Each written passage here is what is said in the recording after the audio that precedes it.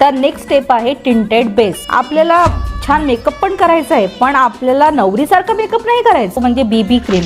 आता BB cream म्हणजे नेमकं काय? बीबी क्रीम म्हणजे ब्युटी बाम. या क्रीम मध्ये तुमच्या स्किन केअरचे सगळे जे स्टेप्स असतात त्या एका सिंगल बीबी क्रीम मध्येच असतात. सोबत त्यामध्ये थोडा फाउंडेशनचा टिंट सुद्धा असतो.